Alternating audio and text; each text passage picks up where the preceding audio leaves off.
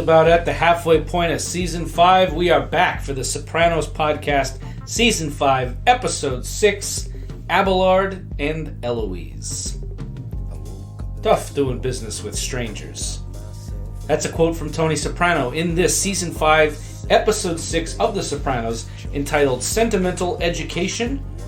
This episode is written by Matthew Weiner and directed by Peter Bogdanovich. No wonder it sucks. Yeah, Sentimental Education. This is an interesting hour here. It's definitely a much different hour than the one we just experienced with Irregular Around the Margins, right? This is a wholly different thing. I ended up liking it more on this recent rewatch than I remembered liking it. We're going to talk at some point in this episode about why this episode found its way toward the bottom of most fan rankings, why that might be the case. But I liked it a lot, and I think one of the reasons it, just to throw this out there as an initial thesis, one of the reasons it might initially strike someone as a lower ranked episode could be that we've had such an explosive, fiery 5 episodes so far out of the gate with Season 5. War in New York is building, the class of '04, all these new characters, big, crazy Tony and Chris confrontation last week. This is the first time this season the show not only pumps the brakes just a little bit in Season 5 to sit in something a little quote-unquote slower, but it's also, by its very nature thematically, it's about the shadow that Tony casts rather than about Tony himself, which allows for a much more reflective experience. I'm Chris D'Amato. I'm Paul Mancini. And I'm Jordan Hugh. Sentimental Education. What'd you guys think? It's an episode where a lot of interesting things happen and a lot of significant things happen, but a lot of the big moments feel a little softer or a little underplayed. And I'm wondering if it's because we're dealing with more even characters at the forefront, Carmela and Tony B. You know, so many of our episodes have been explosive because it's Tony reacting to things, right? And as you said in the previous episode, it's Tony and Christopher. But now you have fairly logical characters, Tony B, Carmela, in dire situations. And while those are, just as interesting to watch, just as significant to watch, it doesn't have the same explosiveness. It doesn't have that same action feeling. I think this is a really good episode. I feel bad that I think some people don't really like it as much. I agree. I think I like it for, say, very different reasons than liking the last episode or other episodes that are more explosive in terms of the mob stuff happening. As Jordan said, it's about 2 even characters. It's also a bit of a difficult and challenging episode, I think, because it's about 2 likable characters. One, Carmela, that we've liked since the word go. The other, Tony B, much more recent, but since the minute he showed up. Speaking for myself, I really liked him. And confronting the loss of idealism and the promises of a new life, and also confronting some of their own personal failings. It's a challenging watch. And as you said, Chris, it's not so much about Tony as the shadow that he casts. These are 2 characters in different ways trying to get away from him. Right. And they failed. Yes. So it's... And 2 characters, one justified, one perhaps not. We'll talk about that. But 2 characters who are mistrusted merely because of their proximity to Tony. Right. Yeah. Their motivations, their reasons for doing what they do. Good. It's interesting subject matter, but I think you'll agree with me, and Jordan's never watched Mad Men, but it's funny that this was written by Matthew Weiner, because this felt a little bit more like a Mad Men episode in some ways than, as far as just the pace and the tone and the way it kind of shakes out. It felt a little bit more like an episode of Mad Men than an episode of The Sopranos. You guys are really rubbing it in that I have not seen Mad Men. You'd like it. We'll talk about it. We'll see. It also helps. Look, it's easy comparison. First of all, it's the same writer. Second of all, Lily and I are going through Mad Men right now, so okay. It's really fresh in our minds. But yeah, Sentimental Education. Last thing before we start breaking the episode down, Jordan, you're our resident educator. Yeah. Do you offer a sentimental education to your students? Is it? I think are you more of a Tom Fisk? I'll say this. I think regardless of what your subject is, whether you're an English teacher or a science teacher or whatever, you're trying to teach the child to be a good person. That could mean a good citizen, a good friend, a good worker. There are these things that you struggle to teach. your vehicle is your subject area, whether that's English, social studies, etc.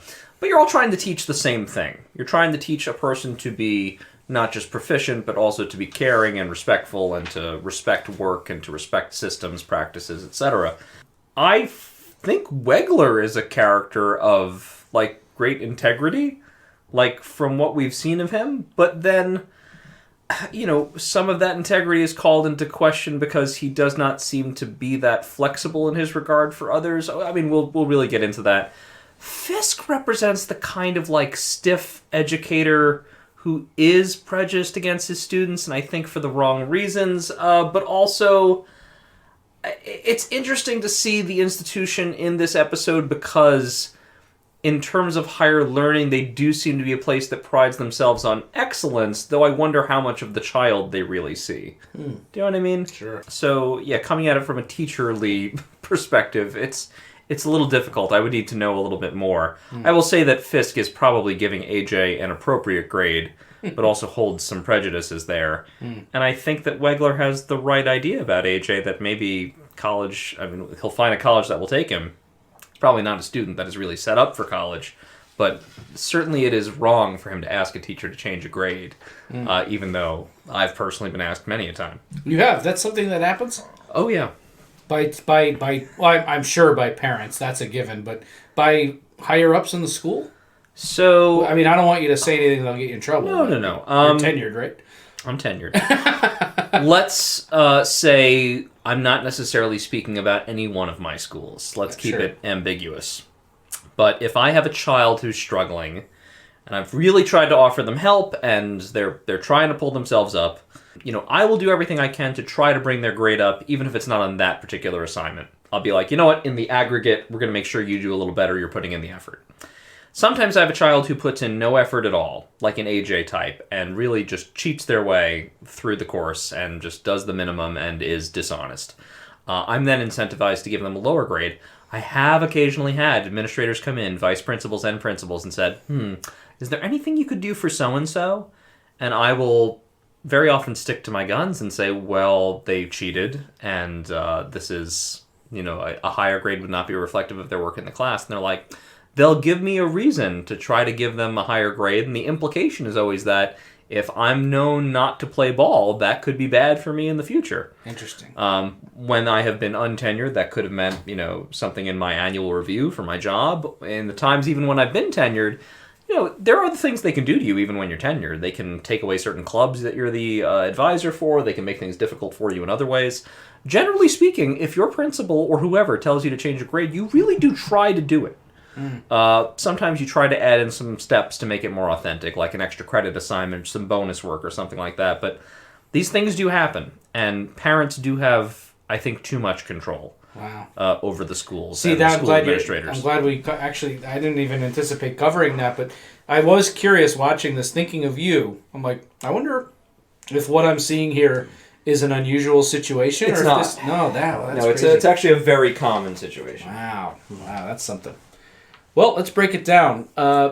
We open the episode with Tony B. We're about halfway through season 5, and he's still working it square here at Kim's Laundry. And someone steals the truck. He goes chasing after it, falls, takes a hard scrape on that. Oh, that's tough. Like that. Ugh, that sound effect when he hits the pavement is bad knee skin there. Yeah, oof, rough. We have to be, as 3 non-Asian men, I think we have to be a little careful with Kim's accent here, but... Why? What do you think could happen? But I believe he says, Blondino, why you fuck me like this? He's great, this actor, right? He's great. This guy who plays Kim is phenomenal. Phenomenal. Just really funny. His vibe... I've worked for guys like this. Like it tracks. This is just very good. Tony makes a very interesting point. If I really was gonna steal your truck, do you think I'd have to put up with this bullshit? Well, just so you know, he shows him the gun. If I don't need Tony for a union, I show you the fucking window. So right away, tough to get away from Tony Soprano. Right. It seems deliberate to me that this guy is the boss, and he's bald like Tony. He's a tough guy like Tony. He smokes cigars. He's threatening like Tony. Yeah, he's supposed to be Korean Tony. There's no getting away. Yeah. Yeah. Cut to Tony and AJ at home. We're getting a sense of how this is going. It seemed like it might have had some promise initially, but this is not going well, AJ. There's just not enough structure for AJ. Right, yeah. Tony can only enforce when he's personally annoyed by the things AJ's doing rather than correct parenting tactics. But they get argument with them over food. Yeah. Is it like a theme with them? That is interesting. We come back to it a lot. Yeah, a lot of their biggest blow-ups happen around food, specifically. Oh, that's fascinating. I'm going to have to pick that one apart. Yeah, no, that's good. But they're funny, he doesn't like the cereal, and Tony's being very reasonable at first. Write it down, she'll go get it. Going to the store himself is not even something Tony presents as option A. That's how lucky this kid has it. Just write it down and the maid will go get it for you. Yeah. They have these places called supermarkets where you go and you buy the things that you like. When am I supposed to go? Tony calls him out for all the time he spends on the phone. AJ says, "Dad coming home drunk, it sounds like you." And Tony erupts in physical violence, pins him up against the wall, pushes him. "What the fuck did you say to me? You wait, one of these days I'm gonna kick your fucking ass." This is funny. I was laughing at. I know it's like a father beating up on a son, but AJ's old enough. He knew what he was doing here, and I found this entertaining. Tony's shoving him. "What's wrong with right now?" Then? Yeah, right. The challenge. Yeah, right now. What's wrong right now? Let's go. He sits back down. This is Robert Eiler. Fucking kills me in this moment when he sits down to eat his cereal. He takes a bite and just goes, "Ugh." That's what sends Tony over the edge. He's had it. He just grabs the bowl, dumps it. "No, you got nothing." This is not a great example in parenting, but boy, is it entertaining to watch. Tony's kind of satisfied with himself, too. He's kind of smiling about it. As soon as AJ walks out upset, Tony smiles and keeps eating his cereal. Yep. It's fucking great. This is a great scene. It is Libya's kitchen. Oh, yeah. Blah. And then my note here is Carmela is showing a lot of cleavage for high school. I think just the right amount. Hell yeah. Hell yeah. Oh boy. No, yeah, the woman who plays the receptionist in the office did a good job of oh, I know what's going on here. Just with a quick look of her face. Yep. Great acting by that woman. Especially, I know we've had very brief amount of time in this office, but I feel like maybe the casting and acting is just that good, but I feel like sometimes with situations like this, they just take over a school office and have the actual receptionist doing it. It's just, it feels like that. Yeah. But boy, anyway. Also, it's my theory that all school offices have the same women working in there regardless. Every school I've ever worked in, it's the same women. Yep. We learn about Mr. Fisk, AJ's English teacher. AJ has a C average. It's not going to get him over the line at the schools he's aiming for. He tosses out the idea that he may have cheated on his Animal Farm paper, that he turned in a shitty draft, and then the next one was, quote, suspiciously cogent. A word that he has to clarify to plagiarism, because it seems like Carmela might not know cogent as a word. There's often... That's part of their dynamic. In a weird way, that's like... I think that's kind of what is half attractive to her about him in some way. He gets to play the teacher to her as well as the lover. Right. It gratifies him. Yeah, exactly. And both the accusation of plagiarism and Fisk's prejudice are right. Yes, exactly. I love Carm's defense that he spent all Saturday at the library, like AJ. How do you know he spent all day at the library? Did you sit with him? That kid would sneak off and go bang Devin and tell her he was at the library all day. Absolutely. Who are you kidding? But anyway. And then she raises the idea that this is some kind of Italian-American bias, father in the karting industry. I've met this Mr. Fisk. He is a cold fish. Well, as Paul said, I mean, as it turns out later, right, they're both right. Yeah. It's one of these Soprano situations where it is both bias and also... Yeah, as I think at the end, Wegler is very rude to Carmela. He's a dick, and he's onto something. Right. Then the conversation turns personal. They talk about what they're wearing and how it took him an hour to figure out what to wear. I'm not sure it did, but okay. I feel like He's just wearing the same fucking suit. This is unusual clothing for Carmela. We don't know enough about Bob Wegler yet to know if this is an unusual outfit for him, but I feel like it's pretty standard fare for a school guidance counselor teacher. I think so. They talk about Madame Bovary and dinner plans. So you thought about my dinner invitation. I've thought about nothing. I shouldn't be saying this, but I thought about nothing else since. That's the thing. That book was way over my head. And he says that's why he finds her attractive, that she's unpretentious. You're attractive, you're unpretentious. Who admits that? It's flirting. This is flirty. Then he says something to the effect of, your husband's going to have to accept that your life is moving on. She says, I'm not worried about my life. I think he's underestimating Tony here. He says that, I don't think he's going to go after his kid's guidance counselor. Not to mention how that would play at the admissions office at Arizona State. Meanwhile, there's still fucking guys from Tony in Italy hunting around for Furio should they ever discover him. Yeah, exactly. And hit that bit, it doesn't get a laugh from Carmela, right? But it cuts to a scene where people are laughing at a dinner table. Yes. So I don't get it. What's funny about that? Bobby Jr.'s funny. Tony B is in the other room studying. He's got all these flashcards out. Chris and Adriana come out. They're together. The face has been put back on. These two were physically violent with each other. Some time has passed. She looks healed up. They're chatting with Tony B. We find out that he met his wife on the can. Wow. That means something different. He met his wife while he was in the can on the internet. And Chris kind of laughs at that. Like, I gotta read that shit. I bet it's fucking hilarious. His story is so improbable. So he met this great woman who is beautiful. Yeah. While he's in jail, putting out an ad? And he had 2 kids with her by smuggling his semen out of prison. It's just such an unbelievable story. Like, whatever, but like, wow, that's bizarre. Yeah. And good advice, keep your eye on the tiger. Keep your... Thanks, Chris. And his stupid fucking platitudes. You should eat something. Janice made lasagna. It's not that good, but I like that continuing thread that Janice's food sucks. I can't read my own writing sometimes.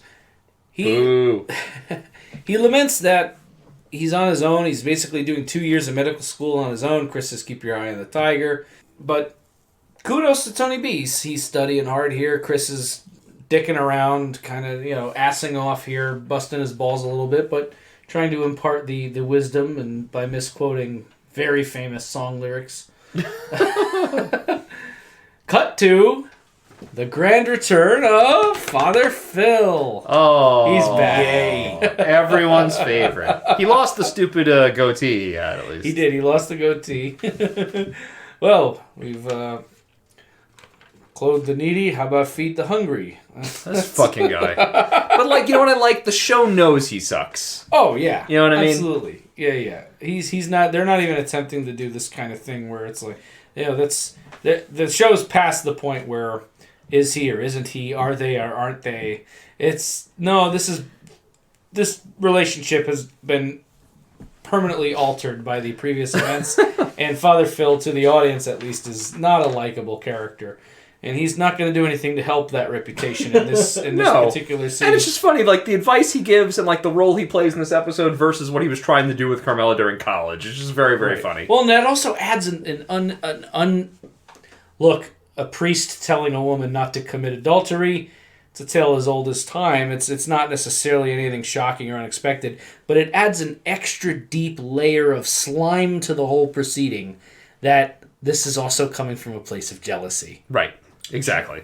He's jealous that Carmela is capable of extramarital passion, and it's not at all directed to him. Right. So... Of course he's getting bitter, and you can see it in his face. This actor's very good. We're never criticizing this actor, but... Father Phil... he gets another opportunity to eat while he's here and all this. Yep. With food. Just chowing down. This is the first of several lines that are going to be dropped of this sort. It's part a sign of the times, and also, I think, deliberate reflection of how the characters perceive themselves and the men around them. But Carmela says... I was sure he was gay. Kind of reminded me of you. Well, an intellectual.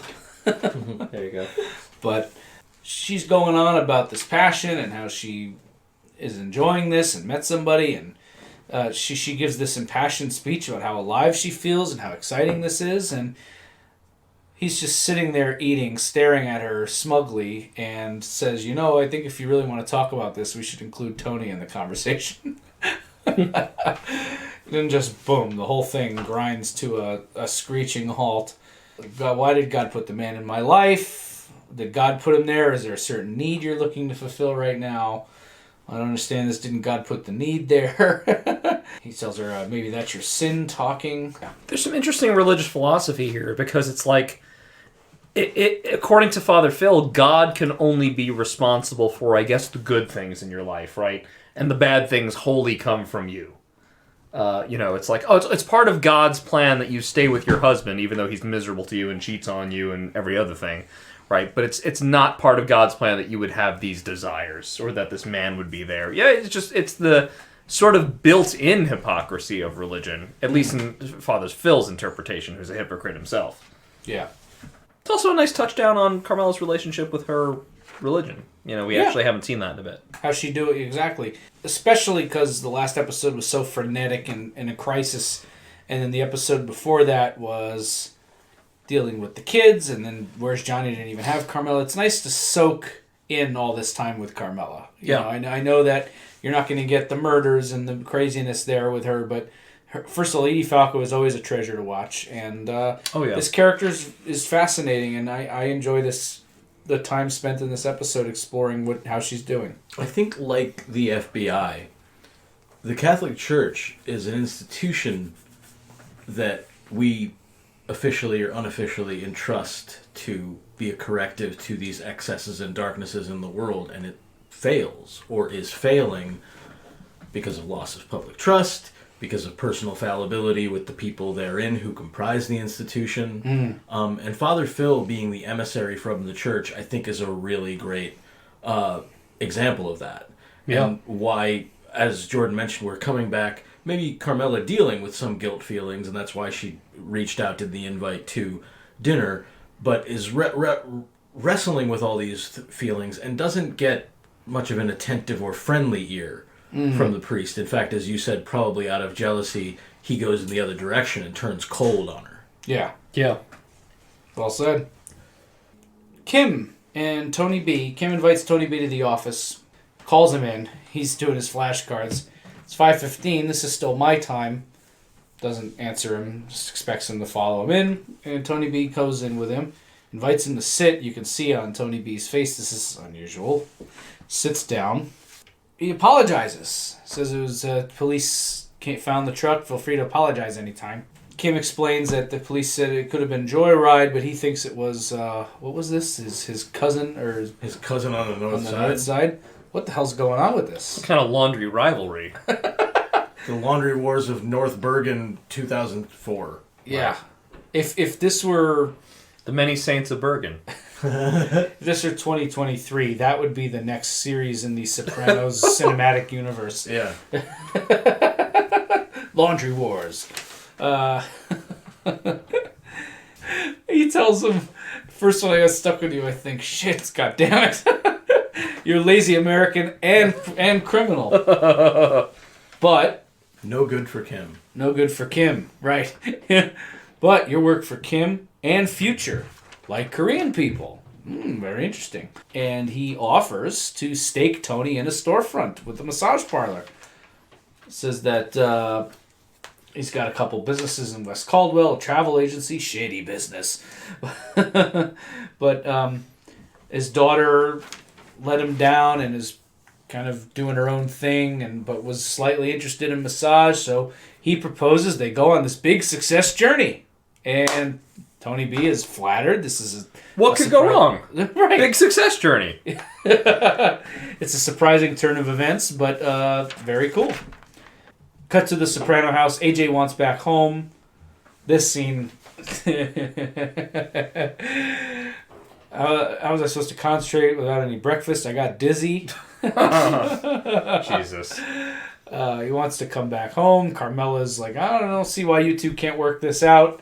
he's like, stick my shoe up your ass, violence against children. AJ threatens to call CPS on himself and his parents. It's like, AJ, you fucking weenie. Yeah. Right? Just playing the little victim game, just the classic millennial bullshit. Shut the fuck up. Go ahead, I'll get the other shoe. Yeah. They'll send a caseworker. Go ahead, I'll get the other shoe. No grit at all. But isn't it great and so funny and real that Tony is like legit offended? Like, this is demoralizing that any son of mine would consider calling an authority. Yeah. It's really funny. There is a cool energy here. Like, yes, AJ's being annoying and stupid and over dramatic, but it's like Carmela dealing with two babies here. It's really funny. Yep. She was good. She played it cool. Yep. Even though she knew she had all the power. Correct. Right? Yep. Meadow walking in, family meeting, stay awake, AJ. That's a funny moment. Keep walking. She's doing well. Not much time with Meadow this season, but we get the feeling she's just doing her own thing, coming home for laundry. Yeah, like you do. Yeah. And Carmela offers AJ a chance to move back home with some non-negotiable ground rules. First, schoolwork comes first. You're at a crisis point grade-wise. I will not tolerate cursing. And AJ says, after 16 years of uninterrupted potty mouth from you people, I get slammed. And then the more reasonable one, involve me in your life a little. This is sweet and sad that she needed to ask this, but he's a 16-year-old boy, for fuck's sake. It's hard for him to understand at 16 what that really means. Involve me in your life means what exactly? Yeah. It's hard to understand that at 16. Mm-hmm. I think all parents want that, but it's hard to ask for that in a way that'll be understood. And Tony continues the conversation after AJ goes to the car to get his stuff. I think my time over there whipped him into shape. I think you'll see an improvement. I'm sure. At least his eyebrows grew back. Well, thank goodness for that. Yeah. And Carmela's not really answering him. She's being a cold fish, just moving shit around in the fridge. Tony kind of takes the cue and steps out. Oh, fucking study hall again. Tony B's in the back of Satrial's. Vito's quizzing him. Something funny about Vito quizzing him and acting like he knows any of this shit. Come on, even I know this. Biceps. Yep. And Paulie comes in with this absolute... Whoever wrote this line, Matt Weiner, Jesus Christ. Vito, where the fuck is my Tupperware? Get a life, Paulie. He probably knows every piece of Tupperware in his house. He really is that cheap. Oh, man. Tony Sirico just delivered 100% on that line. Another weird Chris quote. Fear knocked at the door. Faith answered. There was no one there. What is Chris doing in this episode? I don't know. It's another strange platitude type thing. I think it's just because he's trying to overcompensate, like getting back on the wagon maybe after his fall from grace last time. He's Mr. Zen now. Well, the advice that he gave Tony B in the last platitude was other people's definitions of you. You got to define yourself. It's like you did a great fucking job on the last episode on that one. Right. Yeah. Yeah, we got the sense of, other people's... Whoa, wow, I didn't even pick up on that. Other people's definitions of you. And that's like all he was worried about in the last episode. 100%. We get the sense a couple weeks have passed, at least, I would say. So I think this is Chris just trying to, make everything okay again. This is why he's extra buffoonish in this episode. Mostly played for laughs, yeah. Mostly played for laughs. Paulie's line. Oh, yeah, we'll get there. Tony B explains that the cell phone business is like a religion of these people and drops a pretty insightful line for these characters. Being an ex-con is coming out of prison is not all that different from being an immigrant. Pretty good. And then Paulie, of course, shatters it with word to the wise. Remember Pearl Harbor. Which is funny, good job. Funny for two reasons. One, it's racist because Kim is Korean, not Japanese, and even if he was Japanese, it's not a nice thing to say. And it's also ironic because one of these people is going to sabotage the other person unexpectedly, and it ain't the Korean guy. Yeah, right. Exactly, yeah. So that's funny on multiple levels. What Gorilla Monsoon used to call a Pearl Harbor job. Pearl Harbor job from behind. Less political correct days, listeners. Yes. Them's was the days. The late 80s. Yeah. Carm and Wegler finishing up with dinner, talking in the car about Madame Bovary. The story is slow, nothing happens. Outside, nothing happens, but inside, she goes through extremes of boredom and exhilaration. You should try it again. Is this maybe a little bit of a meta remarks from the show about complaints about season 4? It was a little slow, nothing happened. Huh. But it's about a woman who's going through this rich internal thing. But I didn't read meta commentary. I literally just read as just what she's currently going through. Sure. Right, yeah, something like that. But yeah, it felt like kind of old romanticism, I guess, last season. Maybe that's part of it. But God, when he gives her he says first edition, and then qualifies it. Modern library first edition, so nothing. Yeah, exactly. So a modern library first edition is like 40 years old. An actual first edition of this book would be in French and 250 years old. Right. Yeah. But it's a wonderful thing to have in a den. I love that line. That's what the book would be to Carmela. Yeah. And the kiss happens. He takes initiative. I have never done it. She kind of rambles for a little bit. And is clearly very nervous. It's been a while since Carmela's been in a situation like this, dating, feeling out somebody. And then she says, I've never done this. He says, you're a virgin. It's my lucky night. They do it. They do the dirty. They have the sex. And we resume on this story, post-coitus, laying in the dark. Carmela's going off to the bathroom, doing what I think a lot of people do their first time in somebody new's bathroom, just looking around, poking around, seeing what's in there, what they're all about, what their reading material is. She picks up Abelard and Eloise. Yes. Which, by the way, it seems like Wegler has not just read, but he's done some active reading.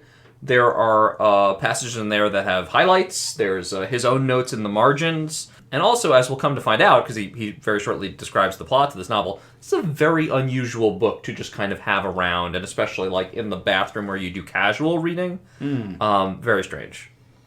No one here has read this book, correct? I have not. No, I haven't either. Sorry. But at least Paul was familiar with it. Yeah. Was I? Were you? I think pre-recording you at least knew what it was. Well, I know it in so much as that it's in Okay. this episode. Sorry, folks. Usually one of us has read one of the books, but not this time. That's all right. I read Animal Farm, if that helps anybody. And I read Lord of the Flies. And Lord of the Flies. I saw The Godfather. I know who Fredo Corleone is. There we go. All smiles in the mirror. She looks happy, genuinely happy, at peace. And she goes back out to the bed and asks about the book. Yes, so at least according to Wegler, Abelard and Eloise is about... It's a 12th century novel, so we're talking Middle Ages now at that point. We're in the 1100s. About a man and his young niece, I think it is? His pupil? A young pupil. Oh, it's, of course, a young pupil, right? And he has a sexual relationship with the underage pupil. She becomes pregnant. The abbot, who I guess is in control of their local area, their domesticity, right? Her father, the abbot. Her father, the abbot, I'm sorry, castrates him as punishment.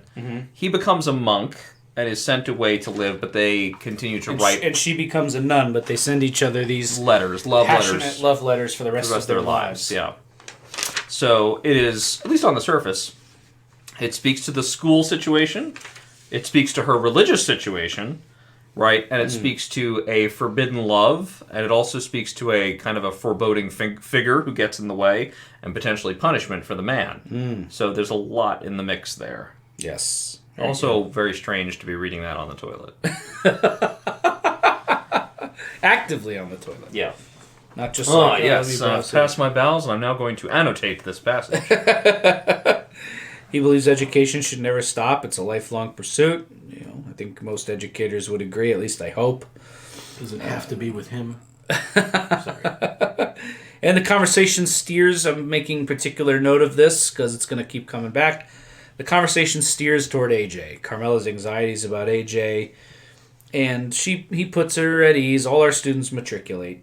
Carmela goes home, sees the picture of Tony with the fish, another cold fish, feels guilty, runs, gets the gun out of the fake column, the handgun. There's many guns in there, multiple, and puts it under the pillow. She's nervous. More sensing of the danger. She also goes past AJ. She tiptoes past AJ's room as if she's the kid. Right, yeah, exactly. To avoid detection. And of course, so much of this is her feeling, I think, this girlish kind of enthusiasm. Not necessarily immature, but like making her feel young again. Yeah. In a lot of ways. It's very interesting. Also, it is passionate. I don't think I've ever seen any sequence, certainly not one with Tony, where he's like kissing her all over her body and all that stuff. So it's a very, it's powerful to see Edie Falco act that as a 40-ish woman who hasn't experienced, not that she's never experienced that, but has not experienced it in recent memory. Yeah. Yeah.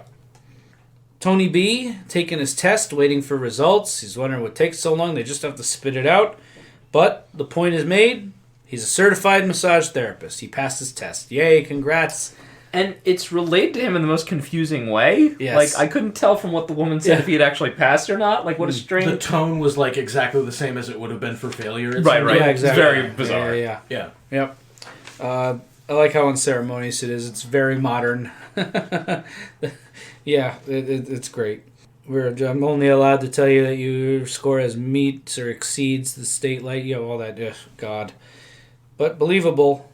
If anyone's been to a DMV or any other kind of fucking place where licenses are issued, that's how it is. Yeah. Carmela's confession goes to Father Phil. Boy, maybe time to find another church, Carm. There's quite a few of them in New Jersey. Yeah, so she's confessing here. I had sex with that man. Comes right out with it. Knowing that feeling of passion again, I'm not sure I'll be able to make it go away. Carmela, I can't absolve you of a sin you're going to continue to commit. Right. Yes, this man takes you to restaurants. He fulfills certain desires. But will he be here beyond the here and now? Be there for you when you're old and all that and whatnot. And she says, oh, and Tony will. And when she presses, he gets to the point. Carmela, you took a vow. And that's it. That's the end of the subject. For your penance, I want you to do something kind for Tony. I'm not sure I can do that. Well, then pray. Not only that God will touch his heart, but yours as well. Close the window. Ouch! Big ouch. Some of the advice is... Well, let me put it this way. Some of the advice there could be good. It could be good if. It could be good if Father Intentella, Father Phil, didn't have feelings of jealousy himself, if he didn't have the ulterior motive of seeing Wegler as a rival for Carmela's affections against him. Right? Tony is absolutely in this picture, but listen, Father Phil doesn't really care about Tony. No. Right? And he's not defending the sanctity of marriage for marriage's own sake. Yeah. He's defending it for his sake because, in his mind, she deserves to be punished for not picking him. It seems, right? This is an episode that's fully informed by everything we already know about Father Phil leading up to this, which I think is what makes this episode interesting, is because even though it tells smaller stories here, they're not fully self-contained to this episode. You actually need the history of Carmela and Father Phil to understand at least that wedge in the writing of this episode. Yep. Good point. Tony B is giving Tony S a tour of the future massage parlor, showing him where everything's going to be. He's very proud. This is a big moment for him. Tony makes a joke. There's a dog groomer next door in case you get hungry. Oh, God. Tony is somewhat disappointed. I should say Tony Soprano seems somewhat disappointed that this is working out for Tony B, but he's doing his best to put on a face and be a good cousin. Kim's daughter shows up. A beautiful young woman. Is talking about Tony's making eyes immediately. He learned nothing from the previous episode. Yeah, well, they're all making eyes, except for Tony B. Yeah, I mean, she's a beautiful woman. Chris puts his foot in his mouth coming in. There's a dog groomer next door in case anyone needs a snack. They made the joke twice. It's the most obvious fucking joke you could make, and they both did it. The Coys are taken care of. So... they're just shooting the shit here, and again, the racist jokes keep coming. She walks out, they stare at the camera, pans down, stares at her ass from their perspective. What's she here for? Happy endings? Nice ass. You fucking guys, this is important to me. They keep they're assing off, joking with each other, and Tony B has to reiterate, this is important to me. So on it goes. We'll come back to that. Carmela with Rosalie. Rosalie wants the juicy details. Carmela says he took his time. And you're not getting away that easy. But then AJ comes home before she can get into the juice. This is, I don't know. I don't know if, here's the thing, I'm not really around much of Gen Z kids, but I imagine they don't use the kind of, maybe not, I don't know. Do kids talk like AJ talks like in the scene with the F word so much anymore? Probably not. That might have been a product of the early 2000s. Do kids say the F-A-G word still? Is that... No, I mean, that word has, well... I mean, if their dad talks the way that Tony does in this very episode, they might. Right, that's true. But Sure. But broadly speaking, I'm not around Gen Z kids nearly as much as Jordan, but I would assume not as much. Probably, yeah. You're right. I'm a... This is a big word, and when I was in high school, the F word got thrown around quite I'm a an lot. early millennial, and I blush at times thinking of how often that word was thrown around when I was in high school, and how often I said it, how often I countenanced it. Yeah. Yeah. That word, the F slur, that was... We all called each other that, I think, on a daily basis. Yeah. That was like a classic, like, on the bus, like, you F slur, you know. Yep. That word has now since been tabooed. It has been... You know, the community really has expressed us that word should not be used. So I would say, for the most part, my Gen Zers, my students, they don't really use it. And the ones that do tend to get in big trouble for it. Mm-hmm. So it's things have adjusted, and it's another one of these things like when, you know, Tony meets with Johnny Sack in front of Shea Stadium. Like, it's just something that kind of marks the time. Right. You know, it was the time when you could say that word and it didn't mean exactly what it meant, you know? Though I guess, like Paul said, if you following a father like this as example, who knows what you say at home in the kitchen. That's also true, too. But, okay, so anyway, that interesting side conversation about that. I just... the word is in this episode more than usual, so it dawned on me, like, you know, I don't hear that word so often anymore. That was just an interesting thing of the time, just how it was way more common back then, I feel like. Mm-hmm. Anyway, Mr. Wegler put his F-word hand on my shoulder and said, "Do your best. She's just trying to get you into college, or maybe he's just a big, quote, homo," AJ says. Could be, Carmela says, with a kind of smile on her face. What is making them all think that? Well, he's not... First of all, in this sphere, he's not anyone's idea of a man. In this sphere. I most of the men in this room I fancy intellectuals, so maybe hardened gangsters in New Jersey would think we're all gay. I guess it's the way he dresses. He dresses quite nice. Yeah. And he's an intellectual, and I guess that's enough. Those two things together, I guess that's it. Yep. It's also... There's an inferiority complex, I think, because Wegler is very smart, and Tony's very smart, but not book smart, and AJ is struggling, and what else are you going to call him? Yeah, you know what I mean? Like, I don't know. Yeah. But it has a fun irony to it because we know that he's banging Carmela. Right. He walks off to do his homework, and Ro has a sad moment here. Where I like that they added this. This is a good just little like, hey, her son was shot still within a couple of years. Not that would ever get better, but... Isn't this yet another example of the looming shadow of Tony in the episode? Of course, yeah. Yeah. Yeah, exactly. Just everywhere he isn't, he is. Yeah. Mm. I was glad, too, that Carmela had Rosalie to talk to about everything with Bob Wegler. Yeah. Because there's other people she's not going to tell. Trying to talk to Father Phil about it goes nowhere. At least she's got one friend that it's a lateral kind of discussion where they actually relate to each other. Right. Yeah. Yep. Cut to a very different scene with Tony B and his girl. Is this a wife? They got married, right? Yeah. Maybe. It's his wife. I think it's his wife. Gwen, yeah. I couldn't remember if they were like just a couple or if they got married, but I think they got married. A car drives by, we hear sirens in the background, a screeching car, a bag goes out the window. And if any seasoned Sopranos viewer is watching this episode and didn't realize at this point that things are going to start going south, you're not paying attention. Things are going a little...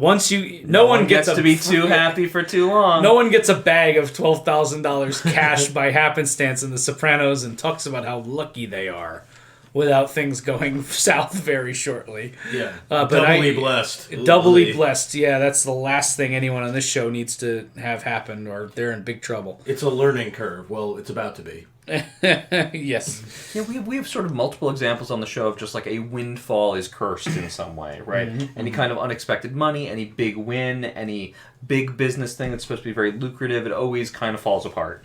Yep. Always brings the heat down in some way. Oh my God, is it a fetus? What a line. It's crack and cash. Tony tosses the crack because he's on parole. There, are you happy? There's probably another 20 grand of drugs in there, if not more. The amount he threw out was crazy. Tosses drugs, keeps the cash, 10 to 12K. I'm going to buy you a ring. You should put it into the business. So smart. He's feeling great. Let's see what happens.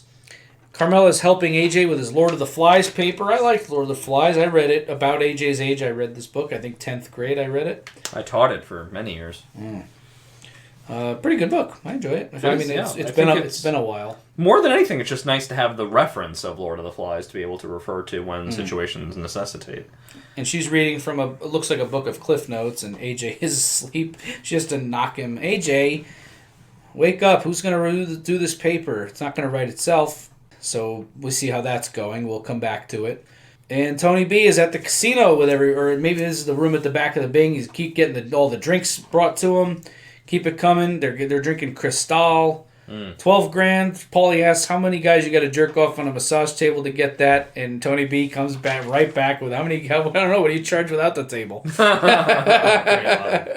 Yep, Tony B's always right there with those one-liners. He's awesome.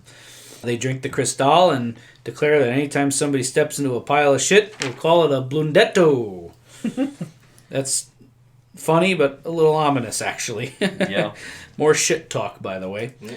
Carmela's making dinner, shaving a cucumber. Yeah. It's a phallic. Yeah, phallic, yeah. Maria and West Side Story vibe, just on a cloud in that exactly. the music that comes from a time frame when she was young.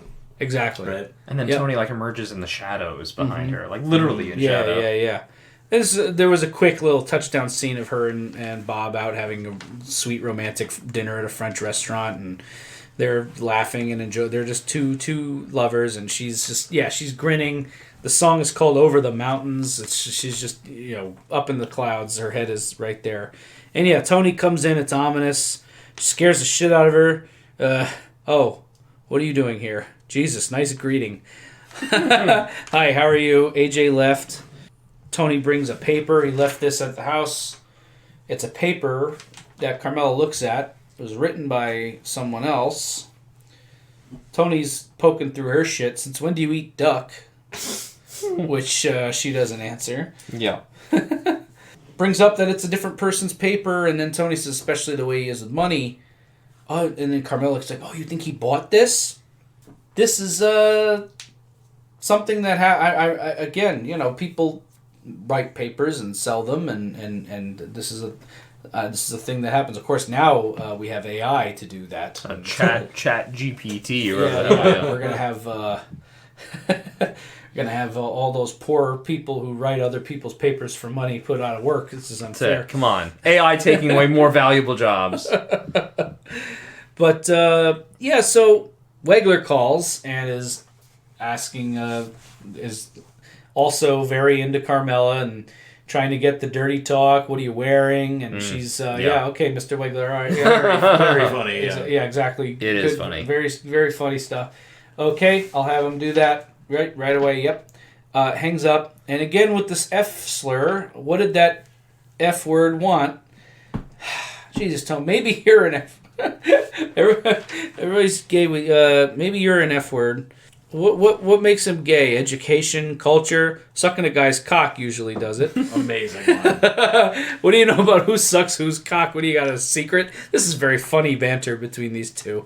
And then Tony throws her Catholicism, which is particularly funny because she's so at odds with her Catholicism right now. But what part of hell did you say they go to? Are they with the abortion doctors or the child molesters? She says that was a long time ago, and Tony says, quote, so now you're all open-minded and you got a couple friends that are baloney smokers. Terrible. Unbelievable. This is the kind of dialogue that only two people of this generation who know each other very well could have. And meanwhile, Tony's undressing, which we don't notice because they're in the middle of a heated... What are you doing? Going for a swim? It's very unusual he's undressing here in this scene. But your underpants, she's just been taken out of her dream in every possible way. Yeah, also like marking his territory in kind of a way there. It's still my house. I can get naked in my own house. I can swim in my pool. Yep, and she looks out the window toward where she was like just dreaming a moment ago, and Tony cannonballs. It's great. It's great. This is hilarious. Tony B at the casino wearing a custom suit. Those shoes. Did you get a look at those shoes? Holy shit. Sure did. This is not putting the money into the business. Okay, you buy yourself one nice suit, but Matt Weiner, he wrote Mad Men. He's good at this stuff, but the racially charged dialogue in this episode, the comments and the F slurs and this one's funny too. Yeah, Pocahontas here is scalping us. Paulie says, "Good Lord, God!" They're at the Indian casino. Oh man, but yeah, this is classic Matt Weiner dialogue. He's really good at this kind of shit. Yeah, that is what those guys would say. Yeah. So he's losing the money, but it's still a party. Yeah. But it seems like maybe this is also what the curse of the money was that it actually reintroduced him to the excesses and luxuriating of the gangster life. Look, it felt good to pass the test. It felt good to get out of the crime, and you're fresh out of prison. You don't want to go back, but then you remember what those suits look like and what the shoes what felt they feel like, what that Cristal tastes like. Giving a stack of money to a waitress saying keep it coming, and that not being a problem. It's the lifestyle. It's you can see it, even though he's losing at the table. Well, that's the thing too. He seems to have a pretty serious gambling problem. We've actually, in the handful of times we've seen Tony B this season, he's at the gaming table a lot. Other people have been staking him. Now he's in it with his own money, which he's losing very fast. Yep. Carmela and Wegler are together again. They're getting passionate. They're laying down. They're getting ready to engage in the sex again. The sex. But she's very distracted. She's worried. She just can't believe AJ's cheating. He always did his own work poorly, but it was always his. Poorly and late. Don't worry, Carm. He's a late bloomer. He's a lot like me. When I was a kid, yeah. I think he's fighting to keep pace. That Mr. Fisk is crazy with the pressure. He's trying to calm her down. He's still kissing her between lines, and she's distracted. Again, they're in bed, and the conversation of AJ comes up. It's just important to note. They kiss for a few more minutes, lay back down, and she stops it. Sorry, I can't go. I can't do this. I'm too upset. What am I doing? And did you know, in the eyes of the church, I'm still married? And he's like, scoffs the church. And great truth there in delivery. Yeah, didn't expect that to come up. Yep. She leaves out into the rainy night. Paulie's Cadillac pulls up to Kim's laundry. These guys, this is the kind of shit. This is why the gangster stuff is so alluring to Tony B. It's like, I want to go gamble all night with these guys, then pop at the Skyway Diner for some eggs, and then hit the sack for 14 hours. Like, that sounds like a hell of a time. Certainly better than working a 5 a.m. job at a laundry, Yeah, where he has now just pulled an all-nighter, by the way. He's coming right from that game to work all day. Yep. And then go work on the store at night. Yes. Like, this is not... You can't do all these things. You gotta choose. Right. You can't be half a working man, either. Mm-hmm. Correct. Then we get the scene with Mr. Fisk. This is, I think, like the most interesting scene in the episode. I agree. It is very good. This is a They did very a great job like casting this guy, didn't they? They very did well. Yeah. He's like a young D'Onofrio. Ooh, I like that. Wegler shows up to ask about him, how he's doing. Asks how AJ's paper is. Oh, solidly below average, and talks about it being a D+. Is there any way we can edge this up into a C-? Fisk says it's a bit generous for 10% insight, 90% cliff notes. And they talk a little bit about it, about the college, and anything lower than a C is going to fuck this kid up at Arizona State. And he drops this line, which is blunt, but the world needs ditch diggers too. He does not have faith in AJ's college prospects. How's floating this kid a C- gonna fuck things up around here? Puts the pressure on him. What do we think of all this? This is interesting, right? Again, as I said in the beginning of the episode, it's these scenes are common. Usually not this fraud, but principals, vice principals will always be like, can you do something for this kid? And it's always framed like best thing for the child, but who knows what other outside interests they're nursing, right? Yeah. What I think is interesting about this scene and about this episode is in a moment you're going to illustrate the Fredo Corleone line. Yeah. That, weirdly, Carmela is like actually totally right about this guy. We're, of course, thinking like, oh, of course, she's just putting AJ in the best possible light, and AJ's actually lazy and terrible and plagiarizing, but it's actually one of those Sopranos things where it's like, they're both right. It's all true. AJ is lazy. He is plagiarizing. He doesn't deserve a better grade, but also... this Fisk guy is a cold fish, isn't bending for him at all, doesn't praise any level of achievement, no matter how much he tries, and also is prejudiced against him because he's Italian-American. His father's Tony Soprano. All those things are in play, and also Wegler is wrong to ask them to change the grade for the reason he's asking them to change the grade. Yeah. He might be a little bit more in the right if he was trying to soften a stiff teacher who just grades a little bit too hard. He's trying to get him to reconsider his philosophy of education, but that's not why he's asking. He's asking on behalf of Carmela because Carmela is basically using him, okay, which he's going to be correct about in the subsequent scene. Yeah. And Strathairn does a great job, too, with the difficulty that Wegler's going through. Yeah. He knows what Jordan's just been talking about, but he's... and Fisk also does this great moment where, am I going to say something? And then he does, and it sends the thought spiraling on Wegler's part, I think. Yep. Yeah. No, it was just the right and wrong thing to say. What does it mean to the kid who really busts his ass in here if Fredo Corleone gets a C because you asked? He's not wrong, but also... That is a tenured teacher. Yeah. But also, is that what this is about? His background, which is an accusation and a threat.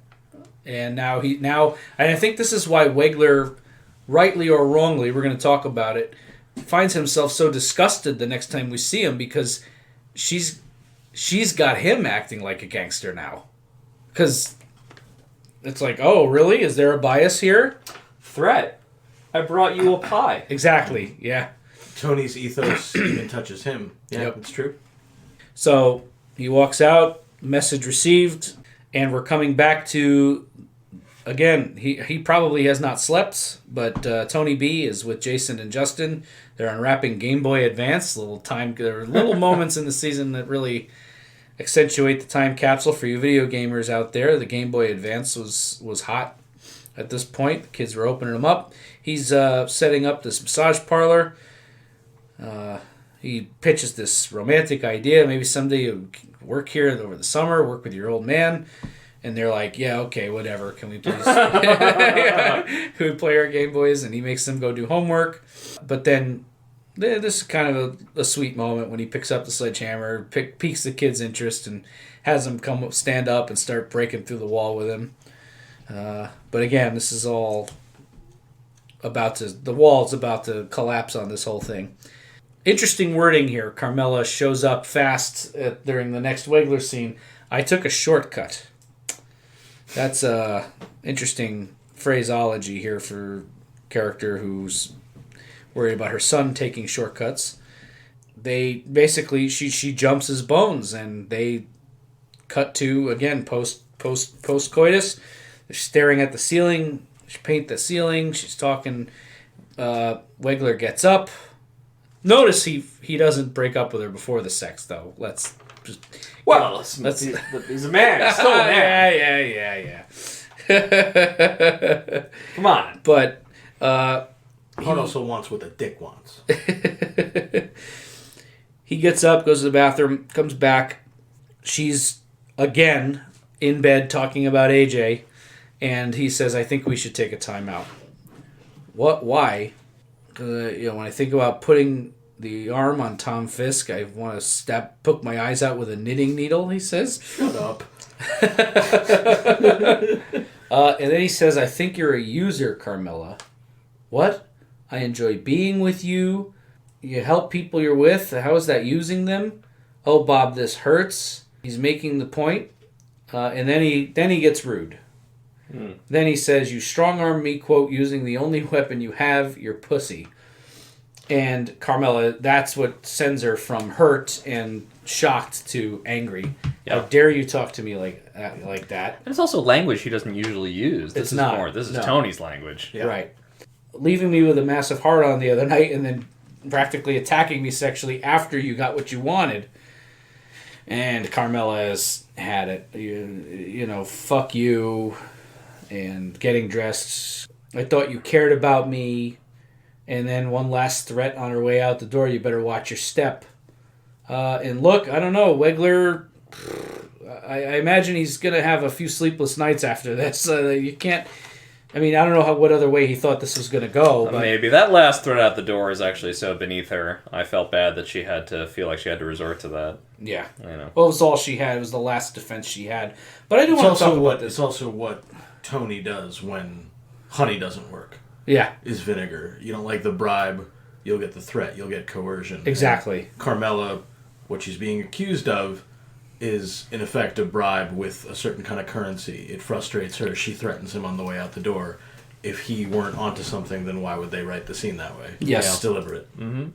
I want to simultaneously defend and accuse Carmela here. And this is why The Sopranos is so great, because I don't think it's either, and I think it's both. I don't think she's a user in the sense that her intention all this time was to use him. I don't think she was thinking, I'll sucker this guy in and get AJ into a good school. But her entire way of life as an adult, Tony was the first guy she was ever with. Her entire way of life in a relationship was the transactional. Her relationship with Tony was entirely transactional. Yes. And so, is it really? May not be conscious using, but on some level, that's all she knows. I think you're right. My man is going to take care of this. I think at some level, all relationships are transactional, and in this case, Carmela really doesn't. It's not like she set out and right. twirling a mustache kind of vibe, like, I'm going to use this guy. She was smiling by herself in the mirror, and it wasn't because she was getting AJ into school. I think she really felt those feelings. Mm-hmm. I think she really liked him.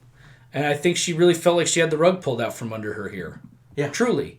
I don't think she planned to use him the way Tony might plan to use somebody.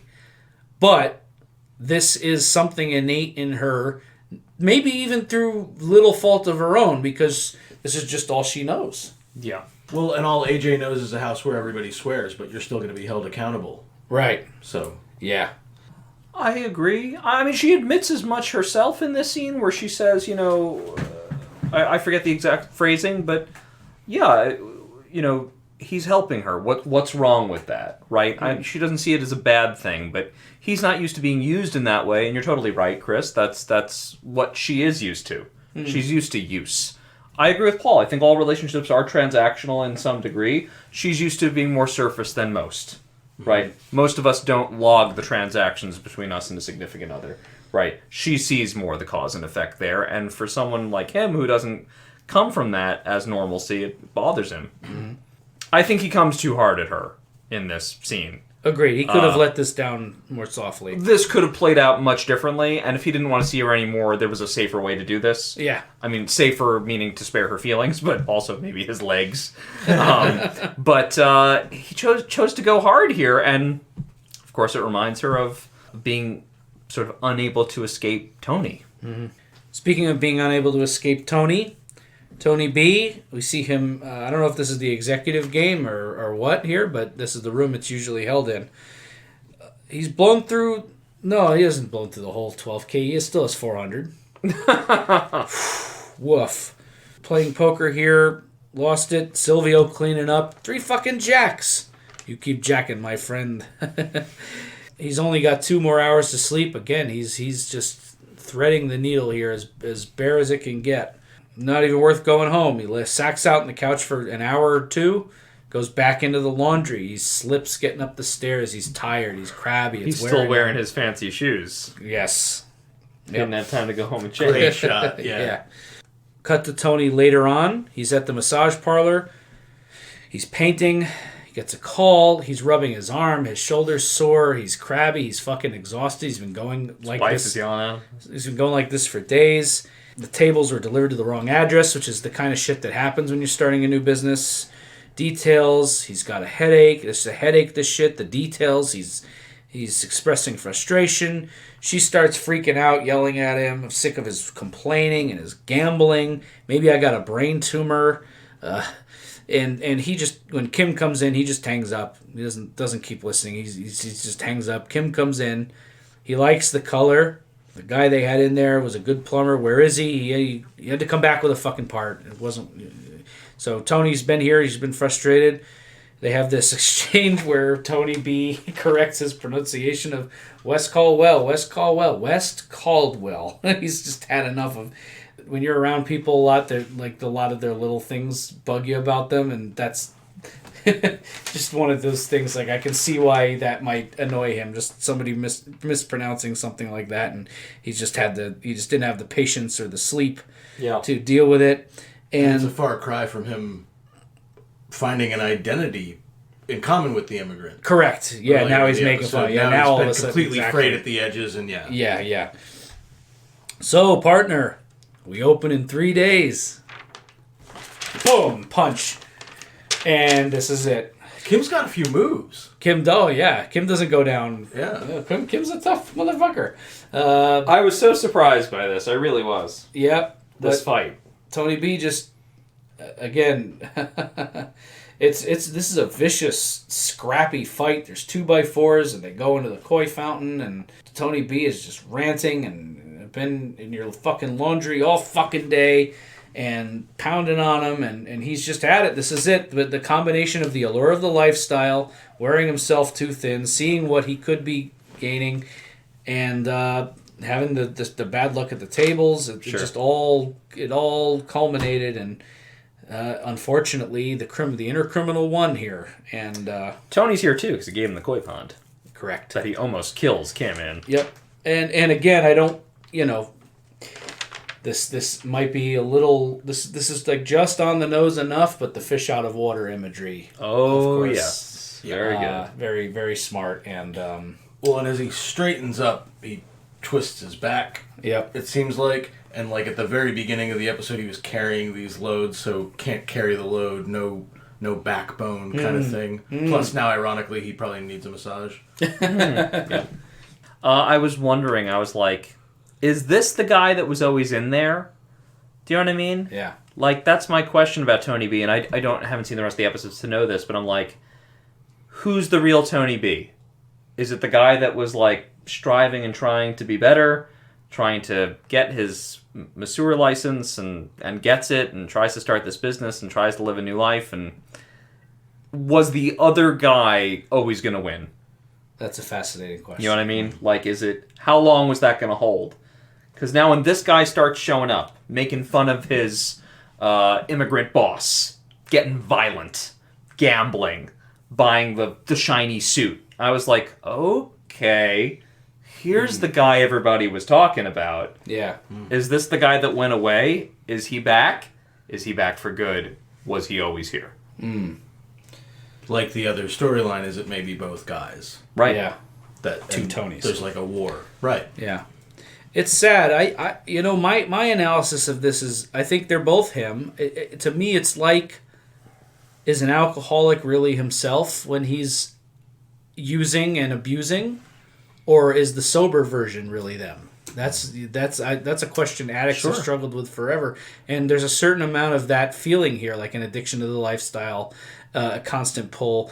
It's also one of these unfortunate situations where if he had just been a guy who was not affiliated with the North Jersey Mafia, who robbed somebody, committed a robbery and went away for 15 years and came out, he couldn't afford to do what he did to Kim and go on. Right. He would have probably been arrested and thrown back in, or he wouldn't have the allure of the lifestyle. The unfortunate reality is that because of his orbit around Tony, he knows that's waiting for him. Right. This might have worked out for him if he had just been an average Joe and he had been working toward it and getting out of prison and bettering his life. But because he knows that lifestyle is always waiting for him, and there's a part of his cousin that is wanting it to happen, it's able to happen. It's like that's his safety net. Is, well, I can always go back to being a gangster. It is also amazing how close he gets to achieving his dream. 3 days. He's 3 days away. Yeah. He just has to finish the paint and move some furniture in. Yep. I mean, he's right there. Yeah. Really amazing how that doesn't... I mean, Tony might as well have thrown that money out himself. Yeah. Yeah. Yeah, almost as if the success itself, was the catastrophe. Yeah. Fascinating stuff. That's why it's a good episode. Carmela in bed. She's down, depressed, crying. Father's fixing up. Hugh is fixing. Yeah, don't worry. Hugh's got this. Fixing the door. Looks like somebody punched it. She punched it. Yeah. Right? Probably. Yeah. I mean, yeah. She Oh, came yeah, that home makes sense. very upset. If you had a man around the house, etc., and so forth. Well, there was somebody. He says, you're a beautiful woman, Carm. There's no reason you can't move on with your life if that's what you want. And she says, well, there was someone, but he was a wolf in sheep's clothing. No matter where I go or what I do, because I was married to a man like Tony, my motives will always be called into question. It's hard not to feel sorry for her here. This is rough, and she's right. She's right. We saw this play out, and it is sad because we talked about it. She was kind of using him in one way, but also I believe her emotions for him were genuine. She's really hurt. I agree. Clearly hurt. And there's a couple different ways to take this, but Hugh's only response is to stand up, and walks out. Has nothing to say to comfort his daughter. He's not... Look who he's married to. He's not... he can't communicate with his wife unless he's exploding in anger. And and also, I don't know, I think maybe I'm reading this wrong. Maybe this is a performance choice, or maybe I'm just interpreting it wrong. But I think there's almost a part of the father that wants to say something unproductive there, which is there's almost an unspoken "I told you so" kind of energy here. Yeah. Maybe Hugh back in the day was not wild about his daughter getting with Tony Soprano, and right, she did anyway. And Hugh is, maybe doesn't want to say what he's thinking. He certainly strikes me as the kind of guy who subscribes to that. If he has nothing positive to contribute, he might as well just not say anything. So I think that's why he chooses just to not say, yeah. Yeah. I mean, again, we've met his wife. We've seen how they operate together.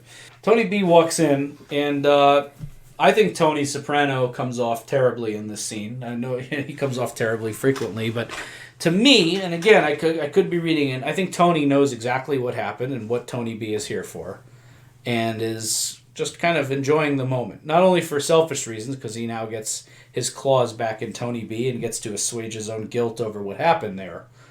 But again, another "I told you so," an unspoken "I told you so." Here's the thing, you need somebody to run the swag airbags. Tony asks him several times what happened, and then no answer, but Tony has a weird knowing smirk, smugness cracking to him. a little smile before the end. Yeah, exactly. And Tony B comes in that same outfit. Looks like the custom-made suit, but it's looking a little ratty. Yeah. Yep. As is his movement is a little still in his back, probably. Yep. So we get the feeling that Tony's going to set him up, but this is, unfortunately, it looks at this point like Tony B is going to be yet another tragic tale in the North Jersey mob. He was so close. He was 3 days away. Tony gives our last line. It's tough doing business with strangers. That's the case for both Tony B and Carmela. There is no getting away. Tony is the magnetic force at the center of this universe, and he casts a large shadow. His gravity well is huge. He marks his territory, and that's it. It's very hard to get away from this magnet. And so ends Sentimental Education. Final thoughts on this last scene and the episode proper. Yeah, we titled this one Abelard and Eloise. We titled it Abelard and Eloise, because that is what Carmela believes the title is. She's corrected by Wegler to the correct title, Abelard and Eloise. And Father Phil also corrects her. They both correct her? I believe it's Eloise. Oh, I'm sorry, he's the one that corrects her. Badly. Okay. Yeah, right. No, but they both do. Both of the men correct her. Of course, this is going to recall the earlier episode, Eloise, right? Which was an episode that was largely about Carmela struggling with this idea that Meadow is living the life that maybe she would like to live, a freer life, a life on her own, a life of independence. Now, Carmela, years later, is getting to live a little bit of that freer, independent life. But yeah, she's going out there and experiencing this life with strangers for the first time, but she's not totally divorced from her former life. She's not totally divorced from Tony. She's not divorced from the consequences of being with another man with Tony still in the picture, right? So, yeah, to Father Phil's point, it ends badly, right? This kind of point that's being insinuated in terms of her even finding this work of literature in Wegler's home to begin with. It is something kind of just beyond her understanding. And the only thing she gets of it is that it's a love story that ends badly. So here she is, amidst her independence. Oh, at last I'm Eloise. No, you're Heloise. You're mistaken. This story's already been written, and it doesn't end well. I'm not doing better than that. I would only add that they took... the one Flaubert book is Madame Bovary. Yeah. But another one of his books is called Sentimental Education, which is the name of this episode. And a lot of it is about a young man going out in the world, as I understand. I haven't read the book, but in his idealism, going through these romances, but coming to understand that a lot of the romantic views that he had of this world outside, they don't add up because the real world is harsh and cold and mean. Sure. And that is, in essence, I think what both Tony B and Carmela experience in going out in the world, is that there's also cold and mean stuff out there. And also they have to face, or I think actually we as the audience really have to face some of their own personal failings. It's that challenging stuff about these richly complex characters. Sopranos just nails every time. This is good stuff. Season 5, man, we're racing toward the end already. These first 6 of season 5 have made me very happy. I'm sorry that this one seems to be not a fan favorite so much, but look, here's the thing. We've talked about this. The worst episodes of The Sopranos are still at the very minimum, if you like them or not. And we've had some disagreements about that. I think Jordan was not a big fan of Hit as a Hit, but still agreed it was an entertaining hour. Still good. Right, so if you're going to do a fucking top 86 episode ranking of the show, there's going to be some on the bottom, but those on the bottom are going to be very good. But you know what?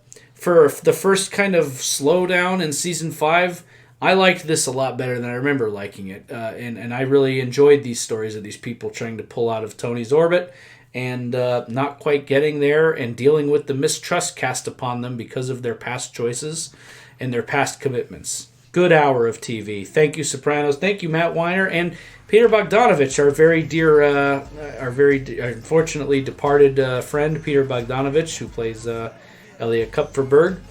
But anyway, great hour. I'm Chris D'Amato. I'm Paul Mancini. And I'm Jordan Hughes. And we'll be back next time with In Camelot, another fascinating, slower, but weird and fun hour of The Sopranos. I can't wait to cover it. We'll see you next time. To the Blundetto. Got myself a gun.